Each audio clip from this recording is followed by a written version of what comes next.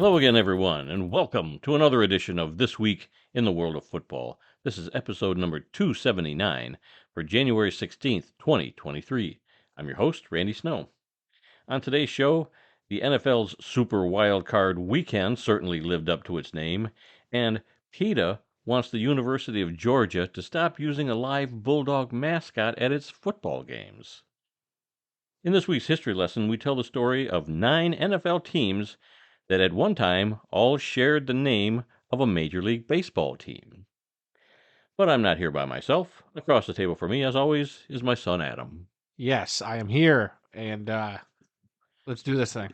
You feeling better? You were sick last Man, week. I've still kind of You got still sound a little bit clogged up. a little clogged, but I'm here. I'm fine. I can at least sleep better. But yeah, still dealing with it's that weird change of the weather, and since it's not it's been going back and forth between kind of cold and it gets a little warmer. Yeah. We haven't gotten any snow, but man, this kind of flux of weather is really messing with me. Yeah, it's raining, and it's like kind of right on the verge of, is it going to snow or is it going to rain? And you might see a little snow, and then next thing you know, it's rain. So yeah, it's a weird weather here in Michigan right now. We come to you each week from the fabulous world of football. We come to eat. well, if you had food, I'd be eating right now. We come to you each week from the fabulous world of football man cave, located right here in the center of the football world, Kalamazoo, Michigan. We're here to promote the game of football in all its many forms, past, present, and future. Our goal is to educate, inform, and entertain our listeners with the glorious buffet that is the world of football. All this while keeping a close eye on the rich history of the game. Thanks for checking out our podcast. We'd love to get your feedback on one of our many platforms: Apple Podcasts, SoundCloud, Stitcher, TuneIn, Spotify, iHeartRadio, and YouTube, where we post the entire audio portion of this show, as well as other selected videos. We're also on Amazon Music, so you can simply ask Alexa to play the World of Football podcast. So let's begin today's show with Adam and the World of Football scoreboard. That's right. It was Super Wild Card Weekend, and as Randy alluded to in the opening, it was a rather super weekend of NFL playoff football. Some of these games were right down to the wire, and you didn't know who was going to win. And it was. I think there was only one game that went about the way you expected, but each game, at some point, the underdogs kind of showed some flashes that, hey, this is anybody's game. This is why it's the playoffs, and this is why you play the games, because anybody can take these games. But in the end, I think mainly the teams we thought would win did win.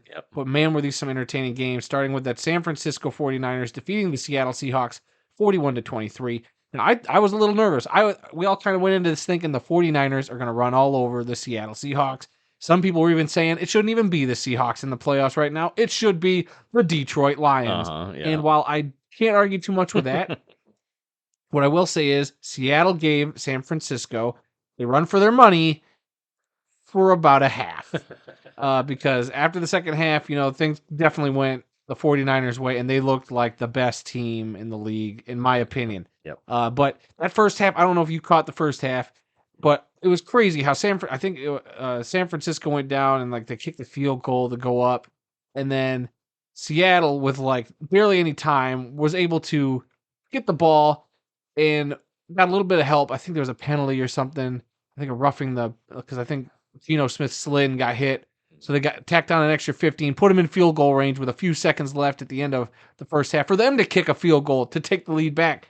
It was just crazy. I couldn't believe it. I think Seattle was up 17-16 going into the second half. And I was like, oh my gosh, is Seattle going to do this?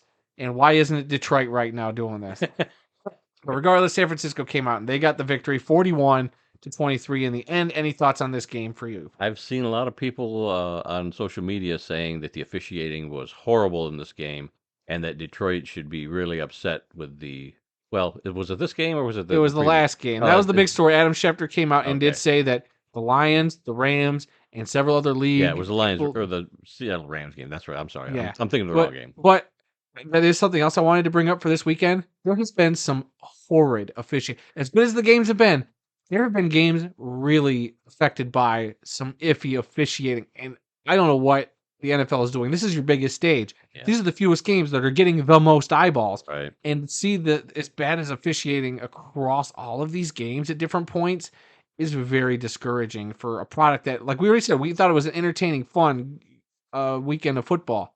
But man, some of that officiating was bad. Like, for example, and if you're ready to move on, I'm ready to move Yeah, on. yeah, let's move on. Saturday night saw the Jacksonville Jaguars defeat the LA Chargers 31-30. You wrote the wrong Oh, score I down there. did. It was 31 Because at 30, one yeah. point during this game, it was halftime, and the Chargers were up 27-0. Yeah. Trevor Lawrence looked like he couldn't throw the ball to hit the side of a barn. Instead, he kept hitting Los Angeles Chargers defenders. It was pretty bad. And, there was a little bit of a theme here. There was this in this game, and there's the game last night that kind of had the same thing going, where it's like, I couldn't believe it happened again. So Trevor Lawrence throwing one interception to start the game. I was like, oh man, what a really bad way to start the game. Yeah. And I'm like checking my phone, texting friends who are watching the game. Then all of a sudden, did I just see him throw another interception? And it was, oh my God, did he just throw a third interception? You were kidding me. He did not just throw 4 interceptions in the first half. There's no way Jacksonville is winning this game. Then the second half started. And Trevor Lawrence came out, and he looked like the Trevor Lawrence we expected the second half. What were you going to say? I was watching this game. Were you about to give up? I was very close to giving I up went at to halftime. bed. I was on the couch watching it. Your mom wanted to watch something else, so I said, "Okay, you take over the TV here. I'm going to go in the bedroom. I'll finish watching the game." And of course, I fell asleep as soon as I'm in bed. And the score was 30-20 at the time. And so I didn't know until the next morning that Jacksonville won the game. I missed the entire last part. You loser. I shouldn't have crawled into bed to watch the last of the game. You dumb loser. Why would you do that? Was tired. I get it. It's fine. Like even watching that second half, and I like the Jaguars slowly climbing back, and the Chargers just slowly imploding and not being able to do anything right, just losing their cool. Joey Bosa throwing his helmet on the ground and yelling, whatever he said to that official that got him flagged at one point. Just what was going on with the Chargers? It was an epic meltdown. Like the third largest comeback in playoff history, I believe, if not like all time. 27 points down. Right. Yeah. That's about 4 scores. That is really tough to come back from. And the Jaguars did it. And all the credit to them for going into halftime. And Peyton Manning alluded to it last night. He's like, look, there's not really any halftime adjustments you do when you go into halftime. Right. Like there's barely any time to sit down, eat 2 oranges, and you're right back out on the field. So like whatever they did when they came out in the second half, whatever they needed to do, I doubt that they made adjustments. It's just they came out and they knew they had to play better, and maybe the Chargers just were like, we got this, and maybe they laxed up a bit enough to where the Jaguars climbed back. Whatever happened, the Jaguars did what they had to do. They kicked the game-winning field goal. His time expired. What a way to end a crazy game. And it wasn't like one of those comebacks that you were just like, oh, here they go. It was so slow, and I was just like, well, maybe they could still make it interesting. And then just by the end of the fourth quarter, they had a shot to kick the game-winning field goal, and they did. So kudos to the Jags. I picked the Jags to win that game, and it's kind of cool seeing the Jags being one of 4 teams who've never been to a Super Bowl still alive in the playoffs. Yeah. So you're telling me that according to Peyton Manning, there's no more fiery halftime speeches like you see the old black and white films of Newt Rockney imploring his guys to win at halftime and go out there and win one for the Gipper. There's no more fiery halftime speeches like that in the NFL. It's just go eat a couple of oranges, use the bathroom, and let's get back out there. I'm sure that was an over simplification of what really happened. But I'm sure they're only in that, like when we're at a game, we sit there for what? They put 15 minutes, 20 minutes on the clock, maybe even 12 minutes. They have no time. Like, yeah, I think I would understand. Like, I think it is just a big myth that we all kind of perpetuate. Like, oh, they went in and made whatever adjustments. Maybe like a couple guys got their act together, but like, yeah, like I'm gonna be looking at that totally different from now on, thanks to Peyton Manning, what he said. But anyway, anything else about this Chargers game? No. Other than they fired a couple of coaches. We thought maybe the head coach was on the hot seat, but they ended up firing an offensive coordinator and a quarterback coach today. So we'll see what they do with that. Kudos to the Jaguars for getting that playoff win after winning 4 games in the last 2 seasons combined. Yeah. So great season for them. Doug Peterson doing a heck of a job there. Arguably my coach of the year. Yeah. If it weren't for Dan Campbell, but results show. Yeah. You got him a playoff win. Yep. So congratulations. And then we had a triple header on Sunday, which saw the first game way closer than it should have been, as a third string quarterback for the Miami Dolphins kept them within 3 points of the Buffalo Bills, as the Buffalo Bills got that win 34-31. Now, this was another one. The Bills were up 17-0 at one point. Yep. And the Dolphins climbed back. And I think there was some iffy officiating in this game as well. Josh Allen did not look like he looked bad. The perfect quarterback we all kind of, envisioned him to be. Yep. Definitely threw a couple of weird, bad passes. That Dolphins defense took advantage. But at the end of the day, the better team won. Yeah. Should it have been that close? Probably not. Yeah. But kudos to the Dolphins for hanging in there, even with a third string quarterback. Yeah, the Dolphins or the Bills definitely hung on to win this game. The Dolphins absolutely could have walked away with this game, and they seem to have an answer for everything after they Yeah. climb back. Like they just seem to have an answer for everything Buffalo did for the most part. So yeah, and Miami being on the road too. I mean, weather of course wasn't a factor in this. There was no snowstorm, no blizzard, nothing like that. It didn't even look that cold, but just the fact that Miami can go up there in January and almost win a playoff game. yeah, tells with you a that third string maybe- Yeah, quarterback. that maybe Buffalo is not as good a team as we thought.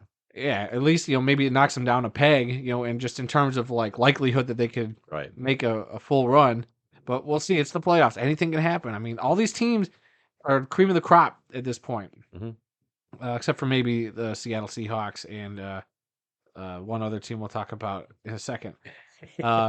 The New York Giants defeated the the Vikings 31-24. This was a game I was definitely pulling for the Giants. Yep, I was too. And I think this was a big coming out party for Daniel Jones. He's the Giants clearly had a good season, got him into the playoffs. Daniel Jones, though, has been a very, very polarizing quarterback, I think, for a lot of people, because people are just like, he's not that good. What are the Giants doing sticking with him? And I think in this game, he showed he can be the guy. They did some stuff where I've never seen Daniel Jones, do as many like bootlegs or running as much as he had in this game. And I was like, wow, this dude is a legit threat. And, that was a big part of how I think and the Giants got their win. They were creative. I think they just outpowered the Vikings a lot of points. Vikings still looked decent at times, Right, yeah. but man, when it came down to the end of that game and you put that game on Kirk Cousins' back and what was it, 4th and 8, and you throw for 3 yards, what are you doing? To TJ Hawkinson. To TJ Hawkinson. And Hawkinson had a great game too. He did. Hawkinson was electric. I mean, people are messaging us about why'd the Lions get rid of TJ Hawkinson? Look Yeah. how great he is out there Yeah. in the playoffs. He got the L. When He got a big fat L at the end of the day. What are we talking about when here? he didn't, my brother-in-law was texting me from Arizona saying, "Why'd they get rid of Hawkinson?" And as soon as they threw that ball to Hawkinson and he didn't get the first down and it was game over, I said, "That's why." No. Look, Hawkinson just fits what the Vikings do a lot better. I don't think they ask him to block as much as Detroit was hoping he would be a blocking tight end. But he's one of those great vertical threat tight ends who's got a little bit of physicality to him, because he could mow down a guy catching that ball. So Yeah. No, we were very upset when Detroit cut him. yeah, You know, when we they thought he had a traded, they didn't future- cut him. They Well, traded him but yeah, but and to a division rival. to a division rival. But it did come down to, and we don't want to make the whole thing about this. Sure. His contract is up at the end of the year. He's probably going to be a top 5 paid tight end, especially after that performance. Oh, you bet he's going to get paid, and I'm happy for him. I have no beef against Hawkinson. I think he's a talented, great dude and a great player. It's just for Detroit, it's just as good as he was. I just don't know if he was a great scheme fit. And I think the Lions said, look, he's great and everything. We can maybe get a little bit for him. We're definitely not going to pay him in the offseason what he's probably going to ask for. So why not get something for him now? And, after he left, the coincidence that the Lions weren't throwing as many interceptions was Goff. Were him and Goff not on the same page?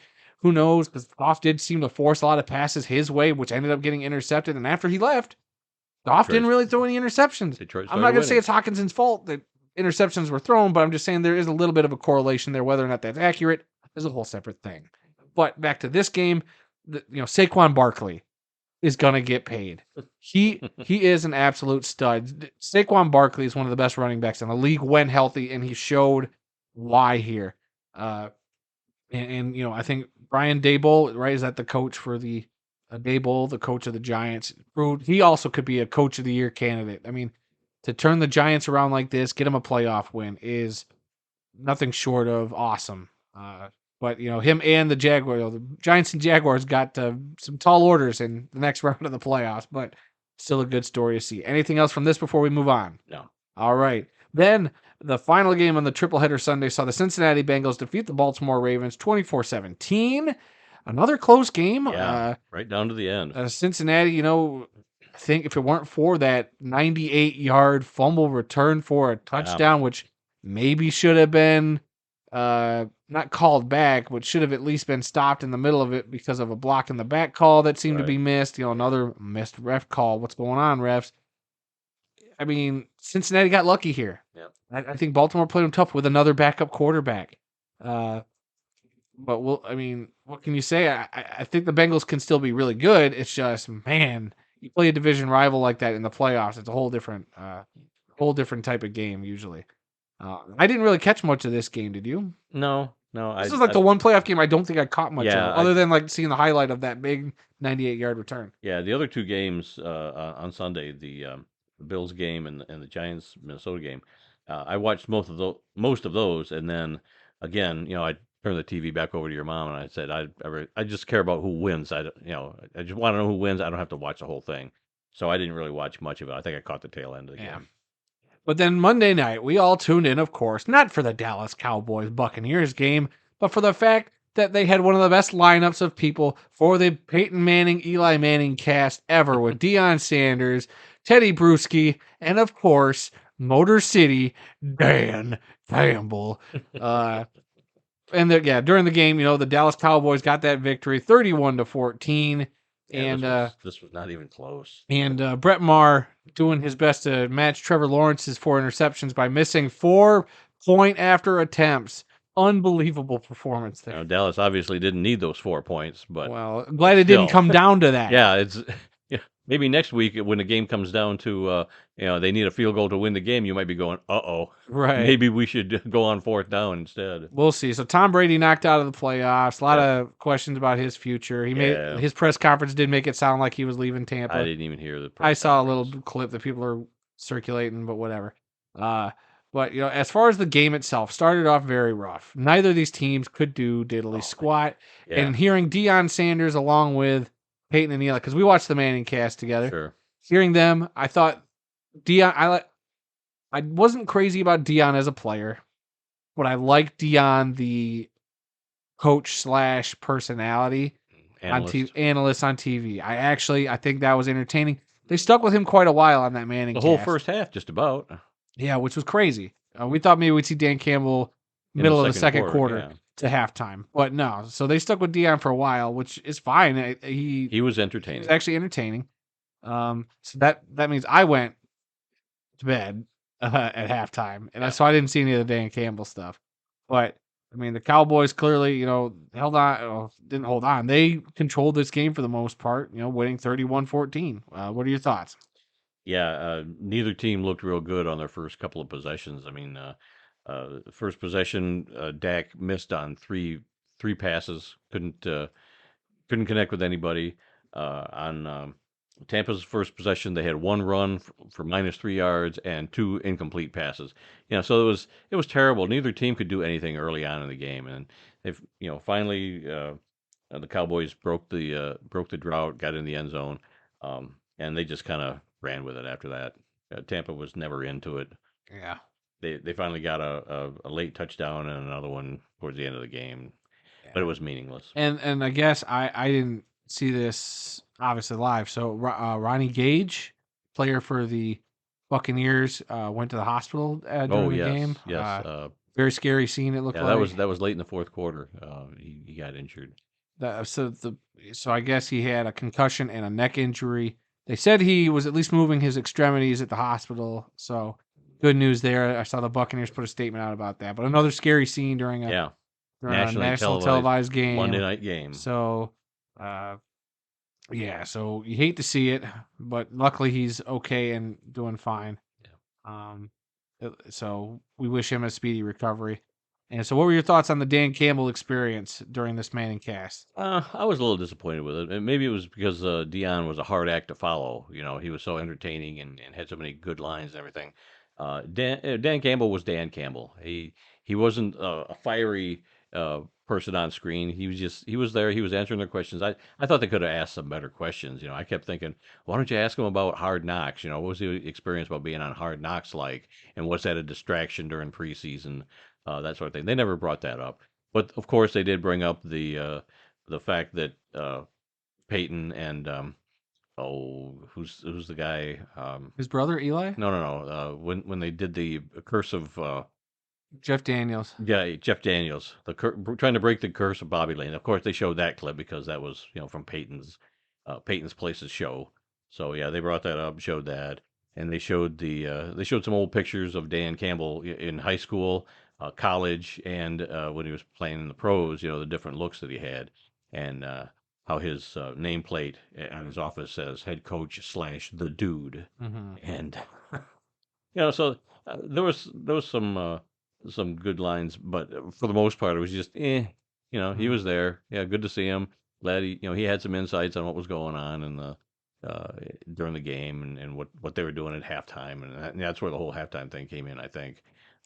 But you know, I was a little disappointed with that whole thing, but it was nice to see Dan Campbell getting some national time, even if it was ESPN2. Oh, yeah. Hey, it's with Peyton and Eli, and I think Yeah. that the Manning cast get a lot of eyeballs. Yeah. So, good for him. And of course, I think Dan Campbell is just on the rise just in terms sure. of popularity. So, Yep. all right. So that is it for the playoff games that were. Now we're going to take a quick look ahead at the playoff games that will be this weekend. On Saturday, you get a doubleheader as the Jaguars will go to the Kansas City Chiefs at 4:30 Eastern Standard Time. And then Saturday night, we'll see the Giants and Eagles at 8 o'clock. These should be some fun games. I just hope that both those number one seeds there aren't as rusty as you would think. Yeah. But there's always that potential there. I think the two Sunday games are going to be the best ones of the weekend, though. The two Sunday games, yeah, starting with the Bengals at Bills at 3 o'clock. This rematch of the canceled game from a few weeks ago. People saying that maybe this game should have been a neutral site game because of the two teams' records. I can't argue with them, but at the same time, I mean, it is what it is, unfortunately. I just hope it's a good, solid game. And then, of course, Sunday night, we'll see at 6:30, the Dallas Cowboys travel to San Francisco to play the 49ers. Now, my big thing is, though, you're the Dallas Cowboys. The 49ers played on last Saturday, and they don't get to play till the last game on Sunday. That's a lot of time between games to rest. The Cowboys played the last game this week. That's 6 days. Yeah. What kind of I don't know if that's a fair advantage when it comes to the playoffs, having that Monday night game and then having one team having to turn around like that to play any of those 2 days. Yeah. Like it's I think a very unfair advantage. People could say, "Oh, well, if they don't want to do that, be a better seed." I don't think that's how that works and shouldn't work because in the playoffs, I get it. Doing a Saturday to a Saturday game is one thing. But you're going from a Sunday to a Saturday. Come on, there's a little bit of a disadvantage there.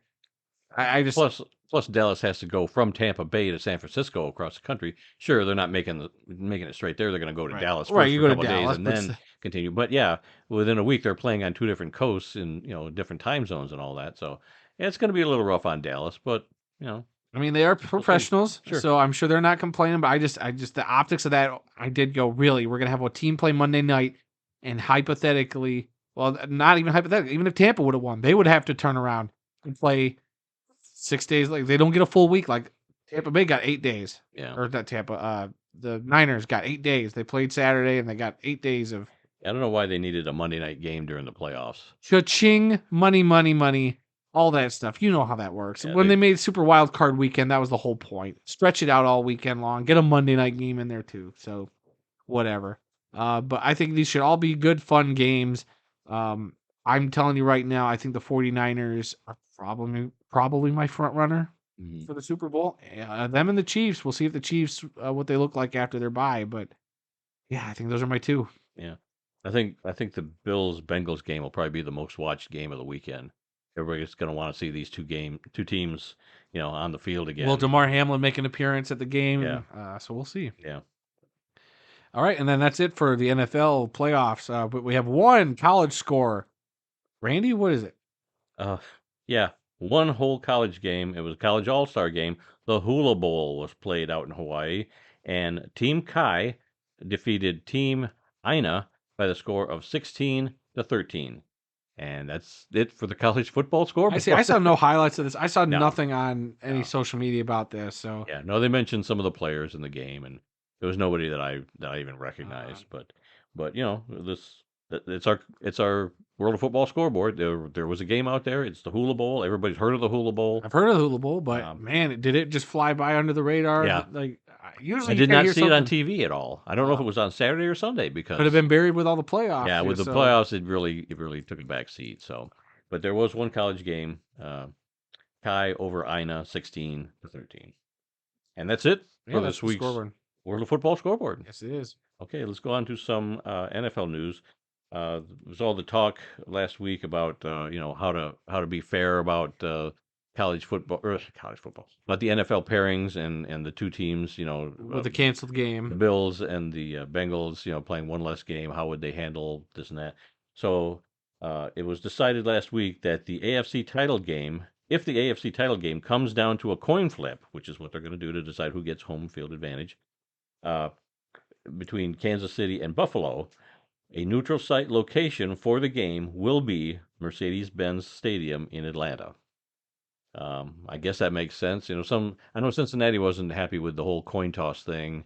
Yeah, And like you were saying, they should have just gone by winning percentage, it even should though have. they It played should have just been one like less that. It's in the game. rules. And that should have been it. But Yeah, but they've decided it's going to be a coin toss. So if the Bills are involved in the AFC title game and comes down to a coin flip, it's going to be played in Atlanta.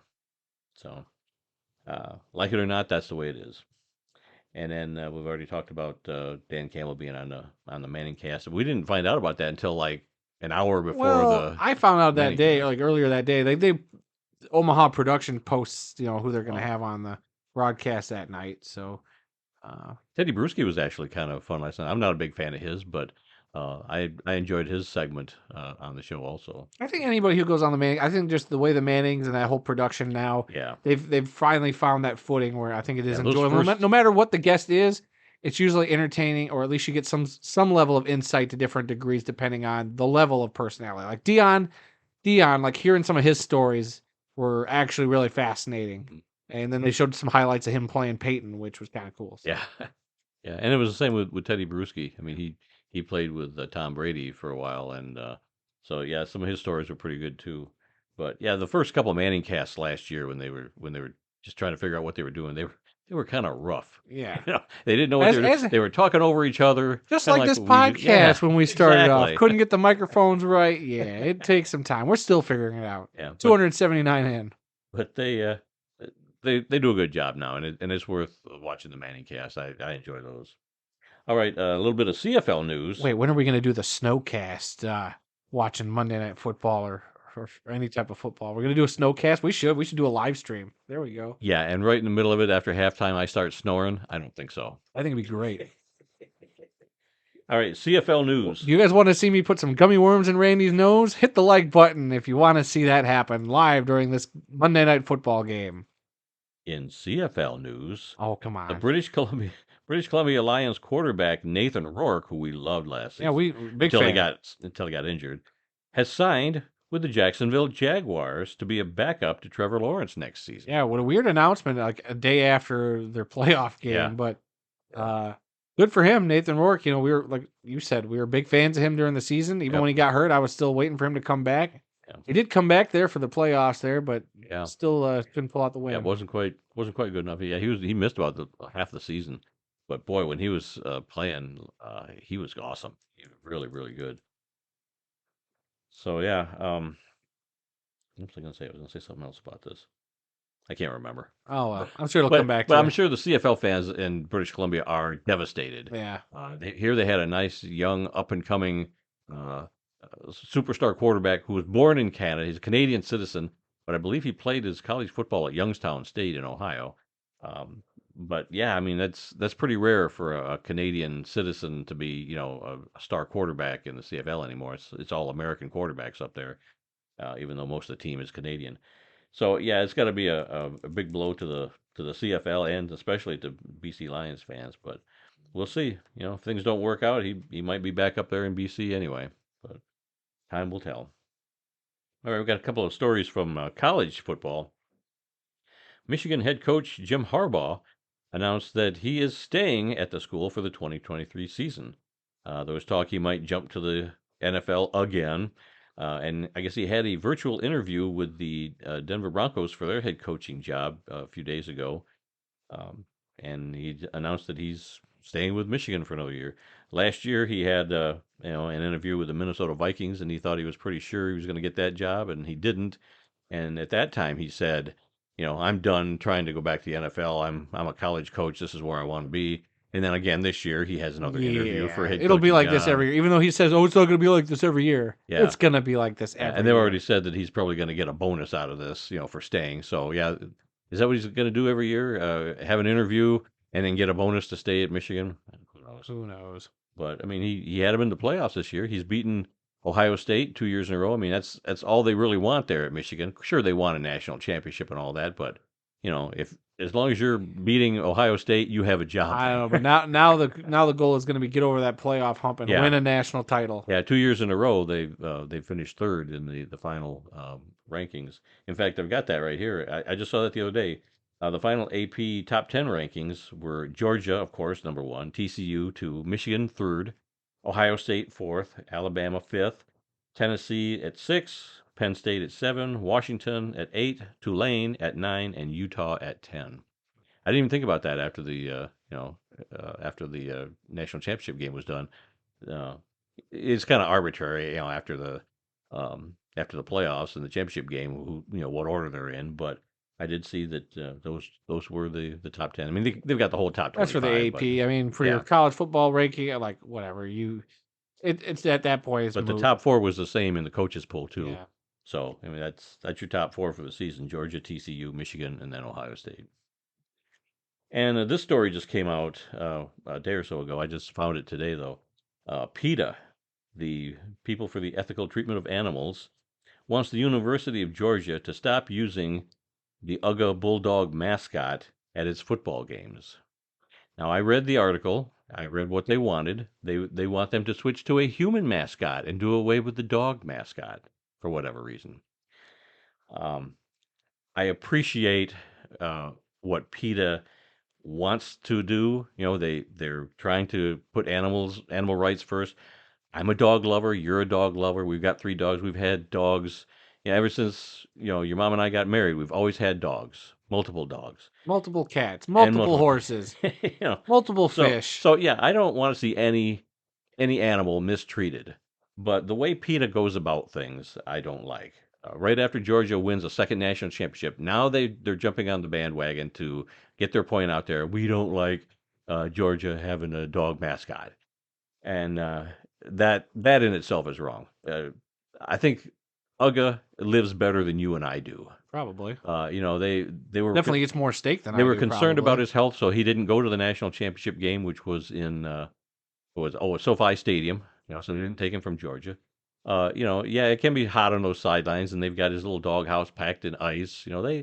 That dog is so well taken care of on and off the field, that they don't want anything to happen to that dog. They love that dog. This particular UGA number 10 has got the best winning percentage of all the UGAs, so they just love that dog to death. There, they don't want anything to happen to it. They're not abusing that dog, and I just think this is just another attention grab by PETA myself. Usually is. I think, like you said, it's living better than we are, and most people. So whatever. PETA's going to do whatever they need to do to stir up publicity and get their name back out there. Because look, I'm not saying what they're doing is a worthless job. I think it's very important, and I do think there are certain times where, like, hey, animal activism and protecting, animals from being mistreated is a very important thing, especially in the world we live in today. But I think there's certain cases where it's like, look, it's a $1 billion university or $1 million university taking care of an animal, And they know what would happen if they were ever caught mistreating an animal. Are you kidding? They're going to do everything in their power to make sure that that dog is taken care of in every proper aspect, whether it be keeping up on, medical stuff or making sure they're getting fed properly, exercise. They're making sure it's taken care of. And on top of it, it's probably getting more steak than you and I are going to eat an entire year. But look, they're taking care of it. And there's other universities with animals, I think, that are way more weird animal mascots to have out there, like When I to see worry about. when I see the Colorado Buffaloes running that huge buffalo onto the field, with four guys hanging onto it, I'm always thinking, oh my God, somebody's going to die with this huge animal running That's one that's around. kind of scary. While cool, very scary. All these schools that run out with the horses, like some of those schools have that AstroTurf. Like, shoot, if a player's going to turn an ankle on that field turf, I'd be a little worried about some of these animals. Like, I ain't gonna lie. Like as cool as it is at a Western Michigan game, Yeah, seeing the they horses have a go horse out coming there. out. We've had a couple times with the cannon there that kind of spooks the horse, Yep. and anything can happen. Yeah. I mean, there is a little bit of risk there, but I mean, I want to say they have a professional with that animal, but Yeah. that still doesn't mean a horse can't get spooked at the wrong time Sure. and run over the wrong person or any people. So. But getting back to UGA, there's one family that has been providing all these dogs to the university ever since UGA #1. And so the same family has raised and bred these dogs. I'm sure UGA 11 is already, being In the wings. being trained and getting ready for, possibly taking over. So, there's nothing wrong with UGA. UGA's not in any kind of danger. So yeah, this is just an attention grab. I appreciate what they want to do. Everybody knows that animal safety and taking care of animals is very important. Yes, absolutely. But in this case, this is just an attention grab, I say. Okay, moving on. Didn't see any new games on Arena Football TV on YouTube, but there has been a rumor going around lately. OMG. We don't normally get into rumors, and I don't like it because I want this to be true so bad, and I'm going to be disappointed if we find out it's not true. But there are rumors that some form of the Arena Football League is coming back. They've changed their Facebook profile picture to to a different logo, which is one that the actual Arena League was using a few years ago. And supposedly the rumor is they're going to have an announcement soon. I don't know. I can't get anybody to confirm anything, so it's just a waiting game. But boy, would I love to see the Arena Football League come back. I don't get on Facebook a whole lot anymore. But when I got on there, and one of the first things I saw when I was poop scrolling, that's right, you sit on the toilet and you poop scroll. We've all done it. No, TMI. We've all done it. Don't shame me. Well, You've done it too. Maybe. But it's still TMI. You've definitely done it. But I will not forget where I was on that toilet when I was scrolling through my phone. And all of a sudden, 15 minutes ago, the Arena Football League Facebook page that I followed years ago, the official page, mind you, of the league, has changed its profile picture for the first time in 4 years. I had to stop. I was aghast. And I was like, this can't be real. Maybe it's nothing. And then I go to the Twitter. The Twitter changed too. And there's a website. You go to the website, they got a hashtag. And I was like, okay, this has got to be a fake website, right? You scroll down to the bottom, it's copyright 2023. Something's happening with this league, and I need to know now. Am I getting the Grand Rapids Rampage back? Or are we getting some sort of Michigan team? I want it back so badly. I want this to be true. We both do. But until something more concrete comes out, it's just a rumor at this point, and I hate to get involved in rumors. I know we hate rumors, but this was the one I was just like, we gotta lead with this. Why is this not our lead story today? Because we don't. Because it is just rumor. I get it. Yeah. I get it. But my God, it has been resurrected like Christ himself. Don't go there. Okay. We'll stay away from the. I was trying to think of the wrestler's name, the Undertaker, coming out of the casket. Oh my God, that's what's happening. And let's just hope, if this is true, that the ownership, that everything, the infrastructure is not, how airtight can it be? Who knows? But just please be good. Please, I don't want a rinky-dink arena football league. I don't want a pale imitation like some of these other smaller indoor leagues are trying to do, like the National Arena League, no offense, or the Indoor Football League, which I think is doing pretty well. They've been around for a while, but man, they are not the Arena Football League to me. Right. The Arena Football League was something special. The Arena Football League was the gold standard of indoor football entertainment in the United States of America, nay, the world, and I want it back. Yeah. I want it back so bad. Yeah, absolutely. I want this to be true. And the day it is confirmed, and the day that they announce that the Grand Rapids Rampage will return, I will take to the streets to preach the gospel of arena football. And that is my statement, Your Honor. Take a chill pill. I hold no more. Just a rumor. I hold no more statements. I yield the rest of my time. Okay. Yeah, I hope it's true, but again, just a rumor. You can't tell me you didn't get a little excited. Come on. The hairs on the back of my neck stood up. For a second, and then I thought, well, I'm going to need more proof than just the switching of a logo or whatever. All right, let's move on. Today's birthdays: January 17th. Running back Preston Pearson turns 78 years old today. He played his college football at Illinois. He was selected in the 12th round of the 1967 NFL Draft by the Baltimore Colts. He played 14 NFL seasons. He was with the Colts from 67 through 69. He was with the Pittsburgh Steelers from 1970 to 74.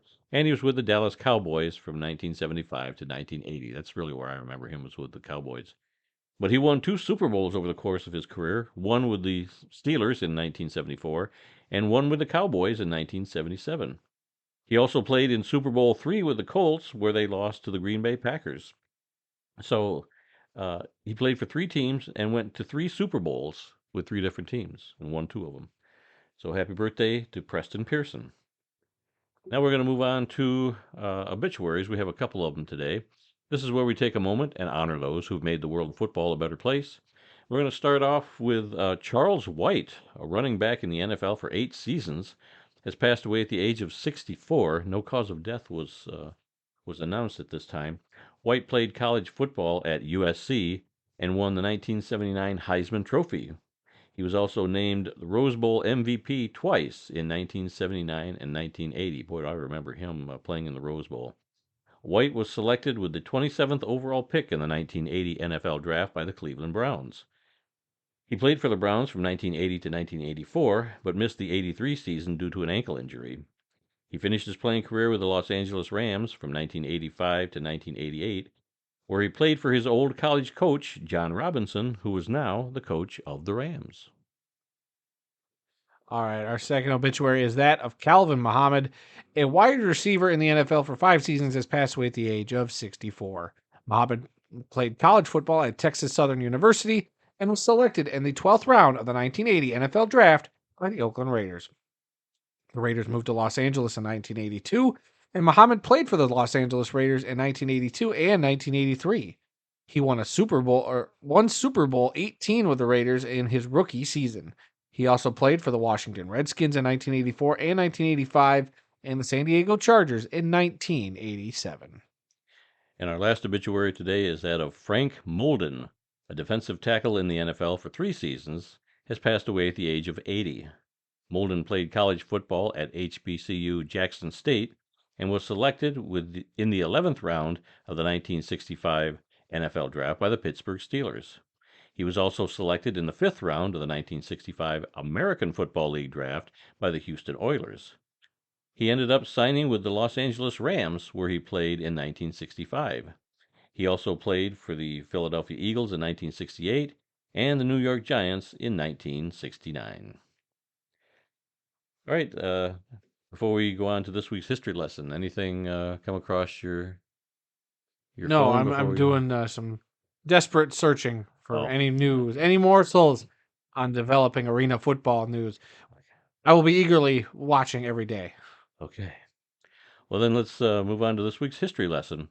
This week we have the story of 9 NFL teams that shared the name of a Major League Baseball team. When the NFL began playing in 1920, pro football was not very popular. College football was king, and Major League Baseball was extremely popular. In the early days of the NFL, a number of teams ended up playing their home games in baseball stadiums, mainly because they were available in the fall after the baseball season was over, and the stadium owners were willing to host football games in order to increase their revenues. Several teams used the same name as the baseball team in town or whose stadium they were playing in, just to appeal to the fan base that was already there. In the league's second season of 1921, there was a team called the Detroit Tigers. They played just one NFL season, posting a 1-5-1 record, and were never heard from again. That same season, there was another NFL team called the Washington Senators. They played just 3 games and posted a 1-2 record. The baseball team called the Washington Senators played in the National League from 1892 to 1899.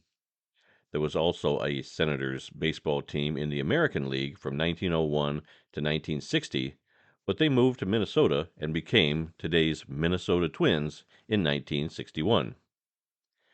A third NFL team with a baseball team name also played in the 1921 season called the Cleveland Indians.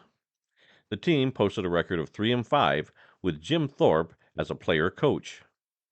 A team with the same name was back in 1923 and posted a 3-1-3 record, and another Cleveland Indians NFL team returned one last time in 1931, posting a 2-8 record. There was also an NFL team called the Cincinnati Reds in 1933 and 1934. They were 3-6-1 in 1933 and 0-8 in 1934, giving them an overall record of just 3 wins, 14 losses, and 1 tie in their 2 NFL seasons. Today's Pittsburgh Steelers started out as the Pittsburgh Pirates from 1933 to 1939.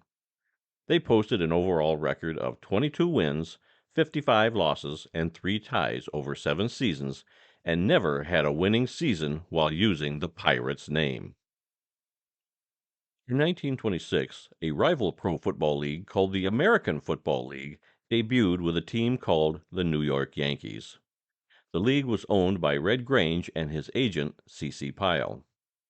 Grange played for the Yankees team. The league only lasted 1 season.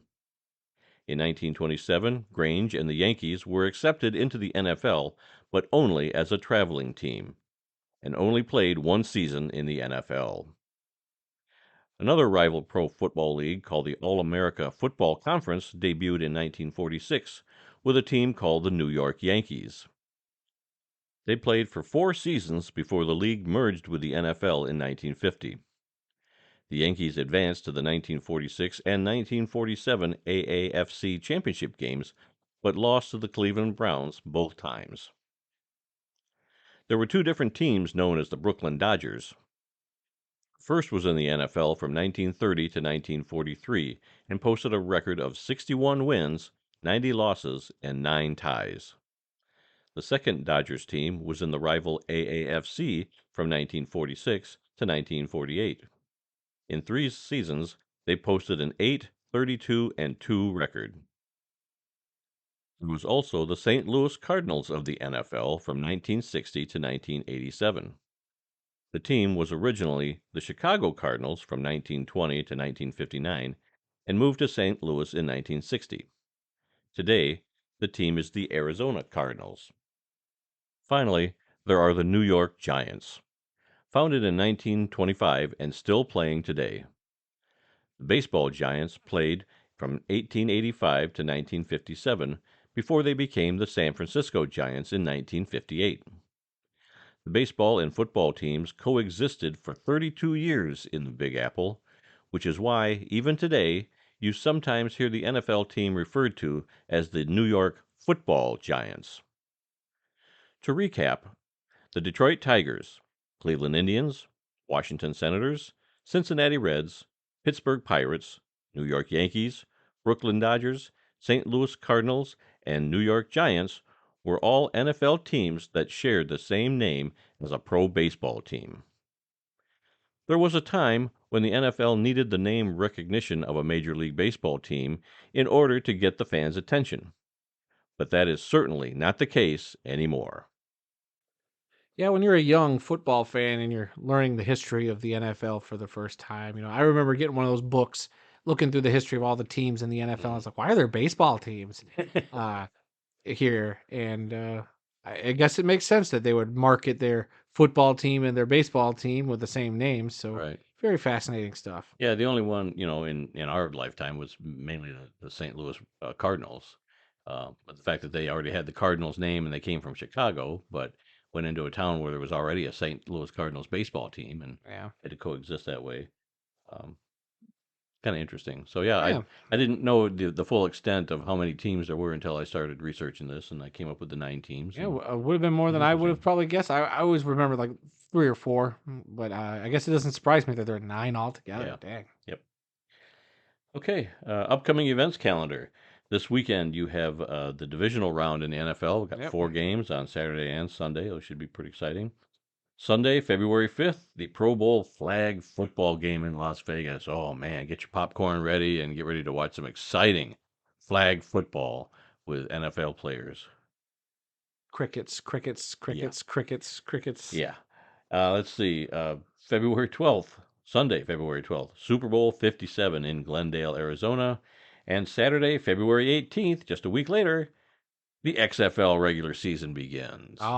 It'll be from jumping from one league Yep. right into another league. That's why we say there is no off season in football. There's always football, some kind of score, some kind of games being played. That's why usually we don't get a week off. That's right. All right. Anything else you want to talk about before we close? Well, I do want to talk about something I said earlier in the show, which I'm sure will make it all the way onto our best of audio clips. Oh gosh. If y'all want to get poop scrolling trending, I'm a little embarrassed that came out of my mouth, but hey, Yeah. what am I if not authentic? And Oh, I can tell you a lot of things you are. I would like to go back to something that we talked about earlier. The playoff games this past weekend. There were 3 teams that I was very happy to see get booted out of the playoffs. Yeah. One was the Seattle Seahawks, who we all feel took Detroit's playoff spot. So Yeah. I was very happy to see Seattle lose that game. The Minnesota Vikings, a division rival, a team that we have to play twice every year. They took T.J. Hawkinson, so yeah, I was really glad to see Minnesota lose that game this year. Big fat frauds. Yep. And finally, Tom Brady and the Tampa Bay Buccaneers. The only thing that made me feel happier watching Brady walk off that field at the end of the game was watching Aaron Rodgers walk off the field after Detroit beat him last week. So, yeah, Seattle, Minnesota, Tampa Bay, 3 games I am so glad are out of the playoffs. They make me happy by not being there anymore. All right. Well, that's it for this week's show. If you've learned anything during the podcast about the incredible amount of diversity that exists in the world of football, well, then, gosh darn it, we've done our jobs. Visit our website, theworldoffootball.com, for news, links, upcoming events, original articles, videos, and much, much more. Our email address is info@theworldoffootball.com. You're going to make me read your part, aren't you? You can like The World of Football on Facebook at TWOF Kalamazoo. You can also follow us on Twitter. The address there is at TWOF Kalamazoo. New episodes of this podcast are posted on Tuesdays and are available on several platforms, including SoundCloud, Apple Podcasts, Stitcher, TuneIn, Spotify, iHeartRadio, and YouTube. You can search YouTube for The World of Football Kalamazoo or use the handle youtube.com/@theworldoffootball. So simple, so easy. We're also on Amazon Music, so you can simply ask your Alexa device to play the World of Football podcast, and it will do that for you. Our current episode will start streaming. Feel free to subscribe, rate, review, give us a like, and leave us a comment. Let us know what you think, and please come be a part of the football conversation. All right. And remember, folks, some people may love football more than we do, but nobody, and I mean nobody, loves more football than we do. Until next time, I'm Randy. Wait, crap. I'm Adam Snow. I'm Randy Snow. And we'll see you next week. If I don't get canceled. Or hashtag poop scrolling. You can stop now. Oh, okay.